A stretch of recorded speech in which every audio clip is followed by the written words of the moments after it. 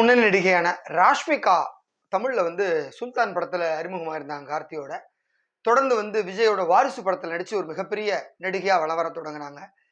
தெலுங்குல பிரபலமான ராஷ்மிகா வந்து தமிழ்லையும் இப்படி ஒரு ஓப்பனிங் உங்களுக்கு கிடைச்சது மிக மகிழ்ச்சி அவங்களுக்கு. அடுத்து வந்து மலையாளத்திலையும் ஒரு சில படங்கள் நடிக்க ஆரம்பிச்சாங்க. ரீசெண்டா வந்து ரன்பீர் கபூரோட சேர்ந்து அனிமல் படத்துல நடிச்சிருந்தாங்க ராஷ்மிகா. அந்த படம் வந்து மிகப்பெரிய பேரை வாங்கி கொடுத்தது மட்டும் இல்லாம பாலிவுட்ல வந்து 1000 கோடிக்கு மேல கலெக்ட் பண்ணி கொடுத்தது. ஸோ ராஷ்மிகாவோட முதல் பாலிவுட் படமும் மிகப்பெரிய வசூல் சாதனை படைத்ததுனால பாலிவுட்லேயும் ஒரு ராசியான நடிகையா ராஷ்மிகா அறியப்பட்டாங்க. இப்படி தொடர்ந்து பேன் இண்டியா லெவலில் எல்லா லாங்குவேஜ்லையும் ஒரு சூப்பர் நடிகையா ராஷ்மிகா மத்தானா இருக்காங்க.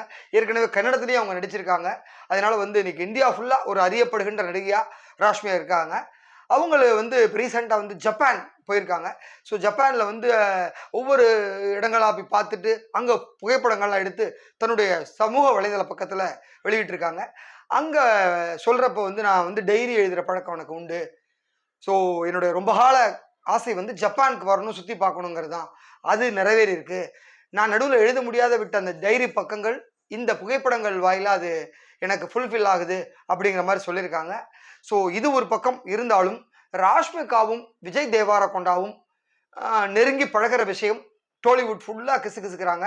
அவங்க ரெண்டு பேருமே அது இல்லை அப்படின்னு மறுத்தாலும் அவங்க ரெண்டு பேரும் ஒருத்தரை வந்து விரும்புகிறதாகவும் ரெண்டு பேரும் பல இடங்களுக்கு ஒன்றாக சுற்றிட்டதாகவும் அப்பப்போ தகவல் வந்துட்டு தான் இருக்குது. சோஷியல் மீடியாலையும் அவங்க ரெண்டு பேரும் சேர்ந்து போகிற மாதிரியான ஃபோட்டோஸ்லாம் வந்துட்டு தான் இருக்குது. அதை உறுதிப்படுத்தும் விதமாக வந்து அந்த அனிமல் படத்தினுடைய ப்ரமோஷன் நிகழ்ச்சியில் வந்து ரன்பீரும் ராஷ்மிகா இயக்குனர் 3 பேர் உட்காந்துருக்காங்க.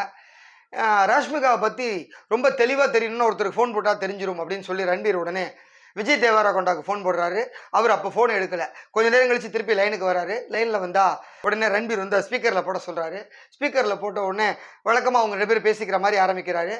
இது ஸ்பீக்கரில் இருக்குது, நான் இது மாதிரி ஒரு ஷோவில் இருக்கேன் அப்படின்னு ராஷ்மிகா சொன்னதுக்கப்புறம் சுதாரித்து பேச தொடங்கினார் விஜய் தேவரகொண்டா. ஸோ இதன் மூலமாக வந்து விஜய் தேவரகொண்டாவும் ராஷ்மிகா மந்தானாவும் காதலிக்கிறதுங்கிறது உறுதியாக தெரியுது. ஸோ விரைவில் அந்த நட்சத்திர ஜோடிக்கான நிச்சயதார்த்தம் நடைபெறும். அதோட அதிகாரப்பூர்வ அறிவிப்பு வெளியாகும் என எதிர்பார்க்குறாங்க. இப்போ ரீசெண்டாக வந்து குஷி படம் ஒரு மிகப்பெரிய பேரை வாங்கி கொடுத்தது விஜய் தேவரகொண்டாக்கு. அது வெளியிட்ட 4 லாங்குவேஜ்லேயுமே அவ்வளவு ஒரு பெரிய வசூல்.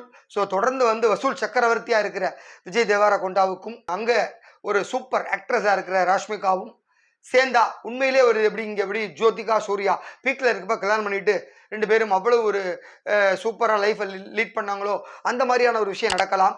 அது மாதிரி விரைவில் அதற்கான அறிவிப்பு வரும் என எதிர்பார்க்கப்படுகிறது. ஸோ இதுதான் இந்த தகவல் இன்னைக்கு. நாளைக்கு வேறு ஒரு சுவாரஸ்யமான தகவலோடு சந்திக்கிறேன். நன்றி.